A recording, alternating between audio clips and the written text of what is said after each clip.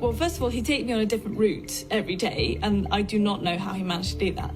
But he would also tell me all sorts of anecdotes about absolutely anything and everything. Before she died, Queen Elizabeth buried her most powerful message inside a private will. In it, she made one of the most shocking decisions of her entire reign. She gave a cottage on the Balmoral estate directly to Lady Louise. The moment that decision surfaced, senior royals moved fast to block it. Then Camilla made it personal. She declared she wanted that exact cottage for herself and pushed hard to tear the will apart and seize it. That was the moment William exploded.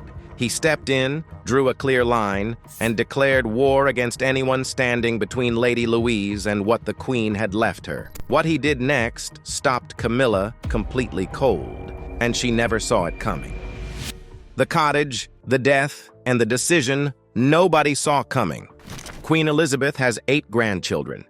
She had a queen consort standing beside her son at every state occasion in the land. She had senior royals who had spent decades bowing, serving, and performing for the institution.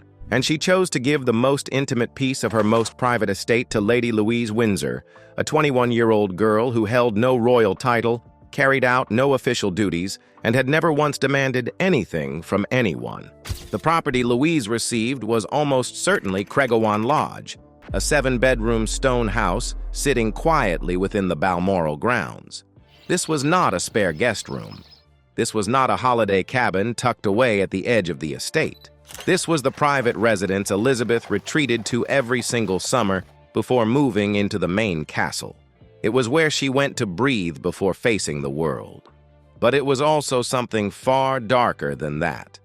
When Diana died on August 31st, 1997, Elizabeth was already at Balmoral. And while the world screamed at her from outside Buckingham Palace demanding she come back to London and show her grief publicly, Elizabeth walked into Craigawan Lodge, closed the door, and disappeared. For 3 days, no one saw her. Staff placed food outside the door. It was sometimes taken, sometimes left untouched. What nobody knew, what the public never once heard, was that she was inside that room crying in a way that no camera had ever seen and no aide had ever witnessed. She was also writing, pages and pages of handwritten notes, pouring something out onto paper that she had never been able to say out loud. Who those notes were intended for, nobody ever found out. Because on the 3rd day, Elizabeth came out of that room, walked to the fireplace, and burned every single page without a word to anyone. She came back out composed, controlled, the Queen again. This week at Balmoral, we have all been trying to help William and Harry come to terms with the devastating loss. But the woman who had walked in 3 days earlier was someone the world never got to see. And it was here, in this exact place, inside these exact walls, that she chose to leave something behind for Louise. That is not a coincidence. That is Elizabeth telling you everything about what this cottage meant to her, and she gave it to a 21-year-old girl. Now think about what that actually costs. Balmoral runs at an estimated £3 to £4 million every single year, just to maintain. Louise owns a cottage on that estate but cannot contribute a single pound toward keeping it alive. That financial burden falls on Charles and eventually on William. And William accepted it without hesitation. When you understand the money, you understand just how serious his commitment was. The will itself was sealed by court order and will not be opened for decades. Prince Philip's will was locked away until the year 2111. Elizabeth's carries the same protection. But the inheritance did not stay secret because of the will alone. In the weeks following Elizabeth's death, senior family members were privately informed of its contents before the court sealed it. That is standard royal procedure. The family learns what was left and to whom before the document is locked away. And once those family members knew, the information moved the way it always moves inside that circle, quietly. Through trusted sources close to the palace who understood exactly what they had just been told. But here is what nobody talks about. Elizabeth did not just decide who got something. She decided who got nothing, and she was ruthless about it. When Elizabeth sat down privately and wrote out what mattered most to her and who deserved to carry it forward, she looked at Camilla and drew a line through her name. Camilla had spent 20 years clawing her way into every corner of the royal family. She hunted at Balmoral. She pushed to be photographed there every summer. She worked relentlessly to make her presence on that estate feel normal and expected. And she had fought a vicious, years-long battle for the Queen Consort title specifically because it handed her equal standing at every royal residence in Britain, including Balmoral. That title fight had been brutal. When Charles became king, the original plan was to give Camilla the lesser title of Princess Consort, not Queen. Princess Consort was invented from scratch specifically to send a message that Camilla would never inherit Elizabeth's standing or her position. Charles fought against it furiously for years. Elizabeth held the line for as long as she possibly could. Then in February 2022, during her Platinum Jubilee celebrations marking 70 years on the throne, she released a public statement saying it was her sincere wish that Camilla would be known as Queen Consort when Charles became king. That was it. She had waited until she was almost out of time before giving him that one word, and even then she made sure everyone understood it had been extracted from her, not freely given. Where Camilla stood in Elizabeth's life had never really been a secret. Elizabeth had been sending signals for years to anyone paying close enough attention, and privately, those signals had been far darker than anything the public ever saw. After Charles and Camilla's wedding in 2005, Camilla made a decision that revealed just how desperately she wanted to fix things. She requested a private audience with Elizabeth. She wanted to sit with her mother-in-law alone, woman to woman, and begin something new. A staff member led her to a guest sitting room and told her the Queen would arrive shortly. Camilla waited. 30 minutes passed, then an hour, then 2. Staff moved through the corridor outside with their eyes fixed to the floor, saying absolutely nothing. After 4 hours of sitting in that room alone, a senior lady-in-waiting finally appeared in the doorway. She stood with her hands folded and delivered the message Elizabeth had sent. "There is so much pain in my heart. I cannot see you today. Leave." Camilla walked out of Windsor Castle that evening having never once been in the same room as Elizabeth on her own wedding day. She never brought it up again. 2 years later, the royal family arrived at Balmoral for their summer stay, and Camilla joined them for the first time on the estate Elizabeth considered the most sacred ground she owned.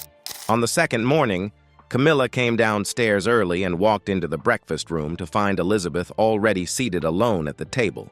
Camilla sat down across from her and said good morning.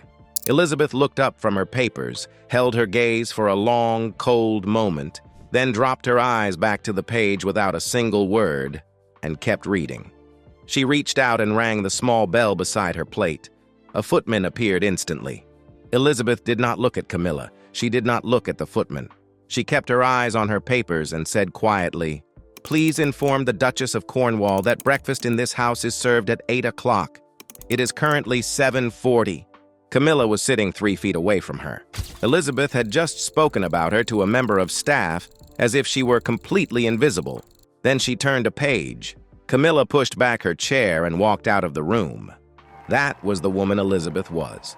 Precise, controlled, and absolutely immovable about where her loyalties lived. And as for who would inherit Balmoral Cottage, her loyalty laid with Louise. But to truly understand why she chose Louise above every other person in that family, you have to understand what Louise actually did. And it begins with King Philip and a carriage that should have been empty. What Louise did that nobody else did. Prince Philip died on April 9th, 2021.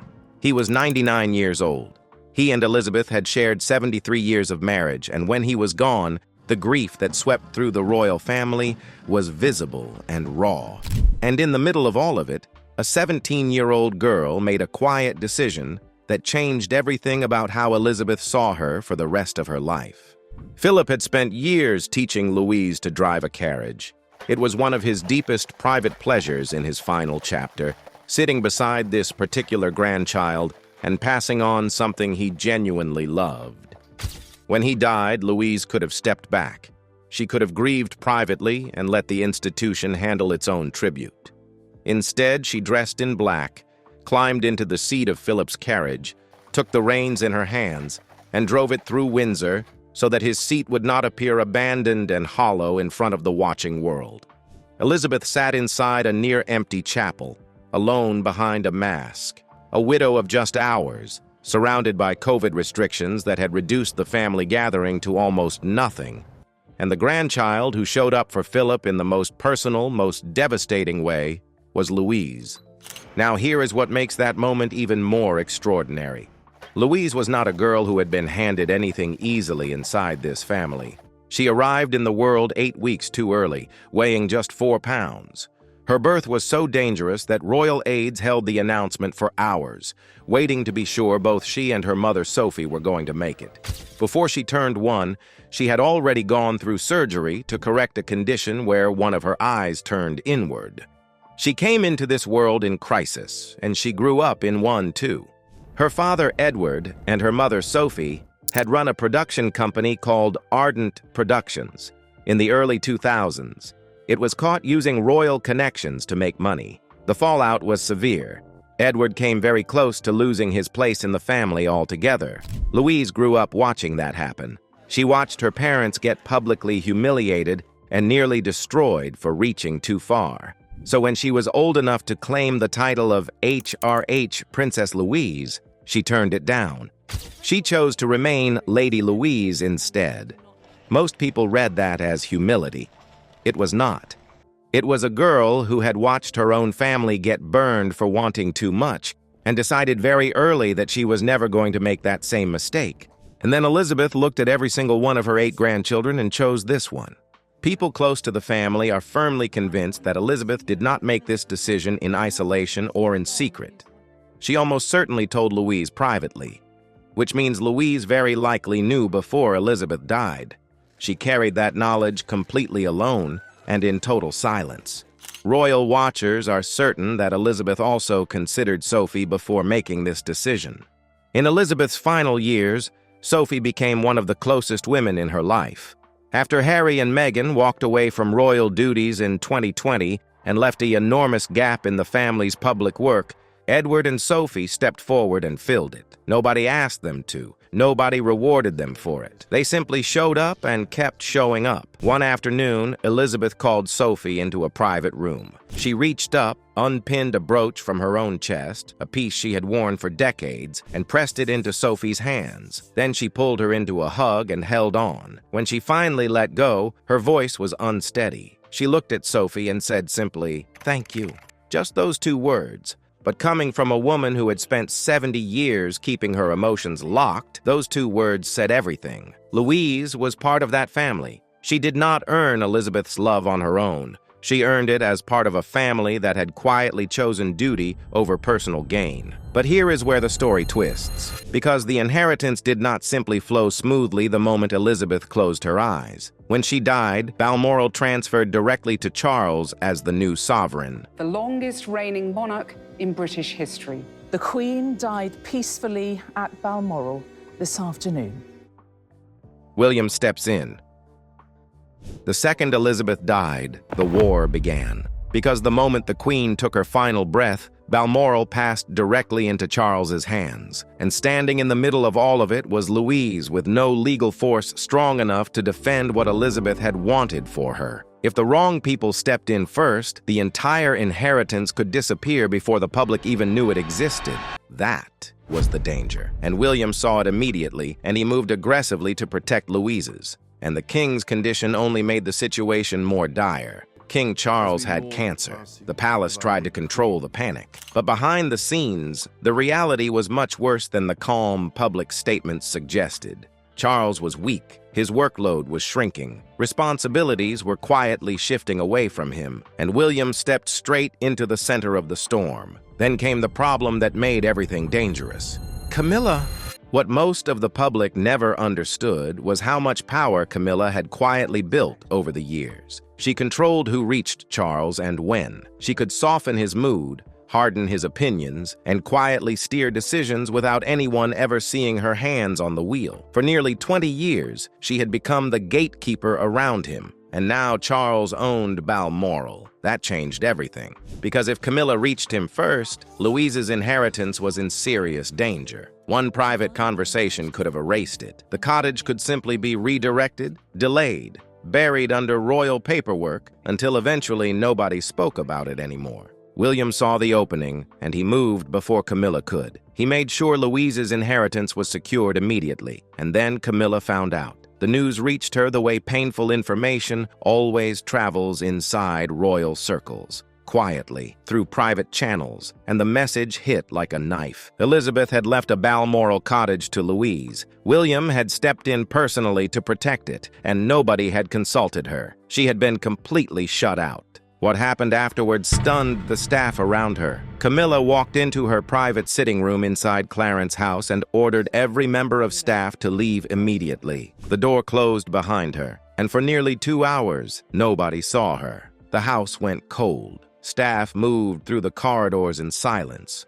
Nobody knew what to say. Nobody dared knock on the door. The tension inside the building became unbearable. Then the door finally opened, and the woman who stepped out did not look like the same person who walked in. Her eyes were swollen deep red. Her face looked tight and drained at the same time. Her jaw was clenched so hard it looked painful. She walked down the corridor past members of staff without speaking a single word. It was as if she was walking through ghosts. That night, her entire schedule for the following day was suddenly erased, and one senior staff member later admitted privately that they had never seen Camilla look like that before, not once in all their years beside her, because this was not ordinary anger. Angry people explode, they shout, they slam doors, they demand answers. This was something far worse. This looked like heartbreak mixed with humiliation. Camilla understood something terrifying. After decades of fighting to be accepted inside that family, after years of public hatred, scandals, criticism, and sacrifice, the final private judgment had finally arrived. And the judgment was brutal. She would never truly belong. Not to Elizabeth, not to the old guard, and definitely not even to the future William was already building.